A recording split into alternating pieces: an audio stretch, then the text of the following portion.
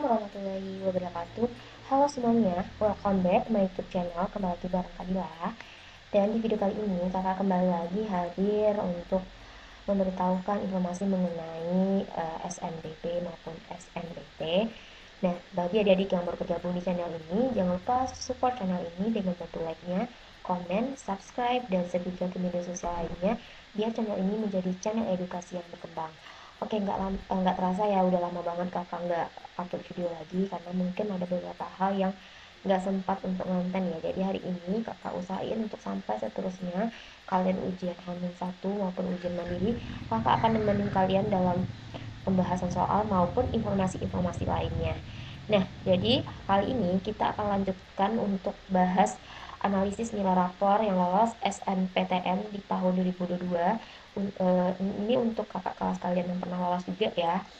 Ini merupakan part 3-nya. Jadi bagi adik-adik yang belum nonton part 1 sampai part 2-nya, silakan lihat playlist di channel YouTube ini. Oke? Nah, ini merupakan tanggal jadwal SNBP ya. Ini udah mulai kan keluar kuota eligible-nya di tanggal 3 Januari sampai tanggal 8 Februari ya. Jadi untuk pendaftaran INA itu sendiri itu tanggal 14 Februari 2023. Jadi kurang lebih 2 minggu lagi kalian udah bisa mendaftarkan jurusan maupun PTN yang kalian inginkan. Dan pengumumannya itu ya agak cepat ya, di tanggal 28 Maret 2023. Oke.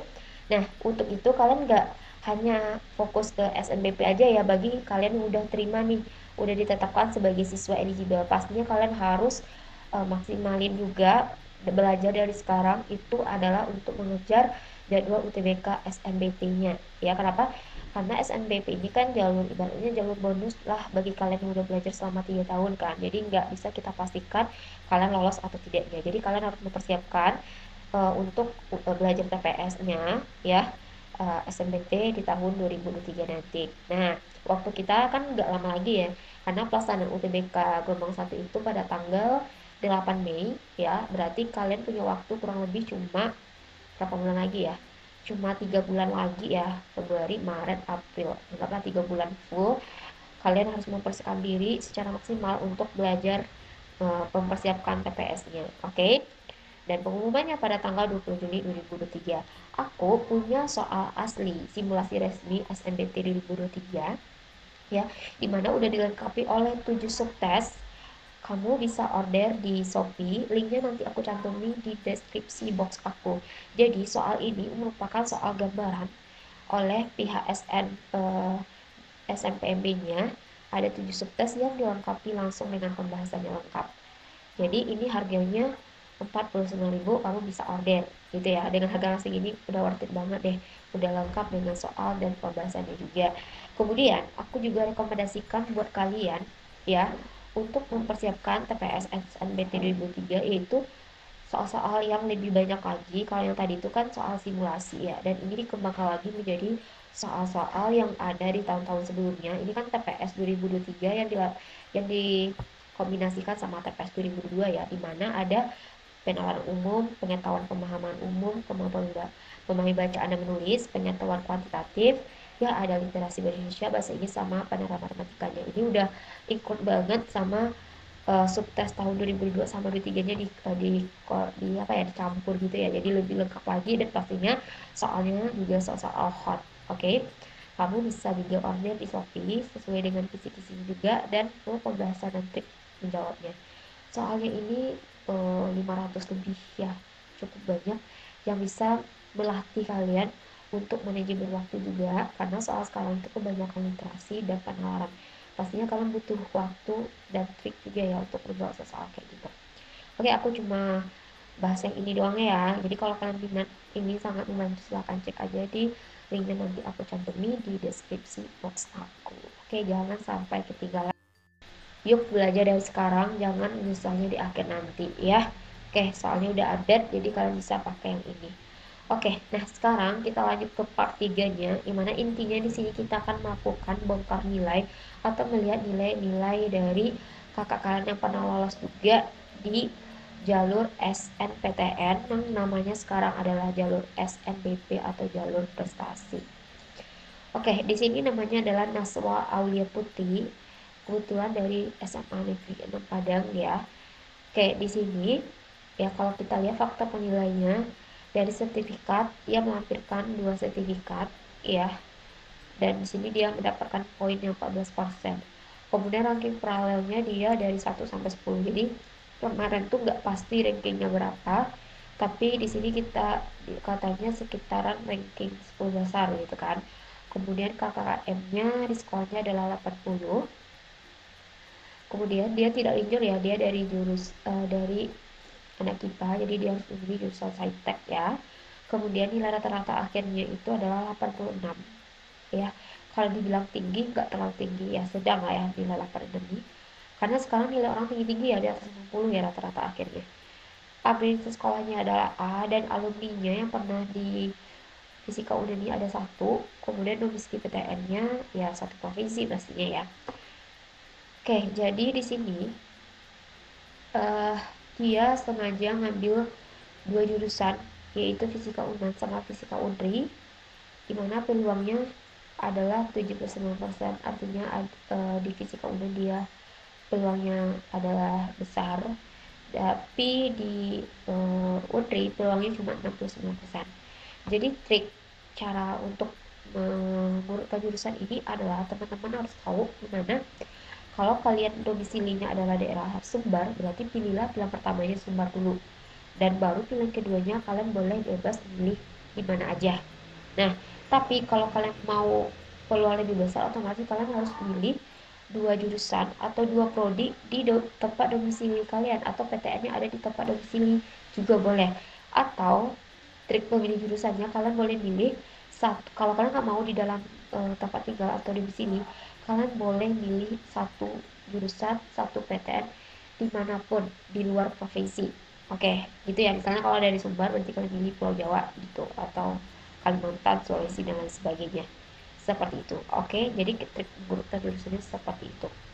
Terus kalau jurusannya, tolong diperhatikan, kalau mau ngambil 2 jurusan ya, kemudian PTN-nya juga beda, pastikan pilihan pertamanya itu adalah kampusnya, ibaratnya tuh passing grade-nya itu lebih tinggi dari passing grade pilihan keduanya. Oke. Nah, kemudian kita lihat dulu ya dari nilai mata pelajarannya. Di sini rata-rata mata pelajarannya pada umumnya meningkat setiap semesternya. Cuma sengaja aku warna di warna merah di sini ya. Berarti artinya di sini ada penurunan, di mana bahasa Inggrisnya dari 88 turun menjadi 87. Berarti dia turun 1 poin. Sedangkan fisikanya dia turun sekitaran 2 poin. Jadi untuk penurunannya tidak terlalu tinggi ya. 1 poin sampai 2 poin aja. Setelah dirata-ratakan, nilai akhirnya 86, dan kalau kita lihat rata-rata paling tinggi dari mata pelajaran ini adalah dari apa ya, mapel yang wajib itu kayak biologi ya, biologi sama bahasa Indonesia, tapi gak kalah tinggi juga ya, rata-ratanya juga tinggi di fisika. Kalau dibanding kimia tinggi di fisika. Nah, jadi di sini waktu itu dia melakukan rasionalisasi bareng aku merekomendasikan dia ngambil jurusan fisika aja agar dia lebih berpeluang. Akhirnya dia ngambil fisikanya Fisika Unan 1, karena Fisika Unan lebih tinggi fisikanya dibanding Fisika Undip. Jadi diurutkanlah Fisika Unan sama Fisika Undip pilihan keduanya, karena pilihan dua kalau nggak lolos nih yang tinggi pastikan yang lebih tinggi atau nilai rataan minimumnya Fisika Unan, dia bisa berpeluang lolos mungkin di pilihan keduanya yang lebih rendah lagi gitu. Dan nilai RN kira-kira masuk ke Fisika Unan itu sekitaran di tahun itu adalah 85,85 ya, dan passing grade-nya 462,82. Jadi kalau seandainya kalian emang nggak lolos di jalur SNPP, kalian juga bisa mencoba di jalur SNPT dengan melihat passing grade yang ini. Nah, jadi trik mengurutkan jurusan pastinya adalah melihat dari passing grade, kemudian melihat dari nilai mata pelajaran yang unggulnya di mana gitu, karena itu sangat. Dan terus apalagi juga dilihat dari alumninya sangat berpengaruh di sini. Jadi kalau ketika kalian memilih jurusan, lihatlah alumninya kira-kira ada nggak di sini, ada nggak pernah lulus di sana gitu kan. Kemudian nilai rata-ratanya juga harus diperhatikan. Oke. Nah, di sini Bagi kalian yang mau ikut rasionalisasi SNBP 2023, kalian bisa mengisi formulirnya, sudah bisa dari sekarang ya. Dan ini bisa sampai H-7 penutupan pendaftaran SNBP. Jadi kalau penutupannya bulan Februari, jadi masih bisa H-7 kalian masih bisa melakukan rasionalisasi ini ya. Maksimal pengerjaannya 3 hari, kemudian bakalan langsung dikonsultasikan. Nah, pastinya kalian pada ikut rasionalisasi tapi tidak sampai ke konsultasi langsung ya. Cuma sampai oh hasilnya segini nih, kalian peluangnya berapa persen gitu aja ya. Nah, di rasionalisasi ini kalian bisa ikut dengan melihat hasil, tapi kalian juga akan direkomendasikan kira-kira kalau nggak cocok di sana jurusan apa yang cocok. Jadi kita bisa langsung konsultasinya. Oke, dan untuk pembayarannya itu bisa lakukan di CPP, GoPay, dan maupun di BRI dengan harga segini. Dan aku akan tunjukin trik dan aku akan bantu kalian cara untuk melakukan pendaftarannya seperti apa sebentar. Jadi ini merupakan template nilainya yang wajib di download ya, jadi di download dulu ya, jangan langsung diisi. Nanti kan aku kasih linknya ya, kamu download dulu, kamu isi dulu, kamu isi mata pelajarannya ini, nanti disesuaikan aja dengan mata pelajaran yang ada di dalam nilai rapor kamu. Jika tidak ada, berarti kamu ketik ulang dan diganti aja, lalu dirata-ratakan akhirnya di sini. Oke.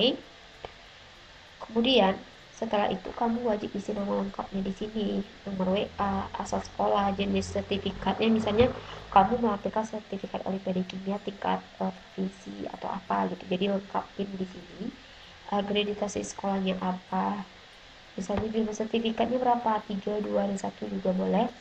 KKM sekolahnya apa? Linjur. Linjur ini kamu lintas jurusan nggak? Gitu. Kalau dari IPA pindah ke IPS nggak? Kalau tidak ya ketik tidak. Ranking peralnya berapa, rata-rata akhir rapor, jumlah alumni. Untuk pilihan pertamanya berapa, kamu bikin juga di situ jumlah alumni. Untuk pilihan keduanya berapa juga. Rata-rata 2 mata pelajaran pendukung ini jangan isi ya. Nanti ini diisi ya Zan. Jadi kita lanjut ya. Domisili PTN pilihan pertamanya kira-kira dalam domisili atau luar provinsi boleh juga. Pilihan keduanya kamu ngambilnya di dalam provinsi atau luar provinsi juga boleh diketik di sini ya. Kemudian pilihan jurusan dan PTN-nya juga diketik di sini, pilihan pertama dan pilihan keduanya.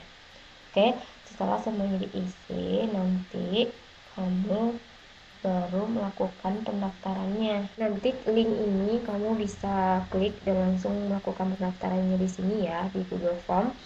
Ini emailnya diisi, nama lengkap, asal sekolah, akreditasinya, sama kayak yang tadi diisi semuanya. Nah, yang paling penting, banyak terjadi kesalahan.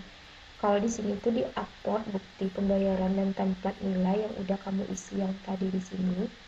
Jadi ini kamu download, upload di bagian tambahkan file ini ya, sama bukti pembayarannya. Jadi bentuknya nanti kayak gini template-nya.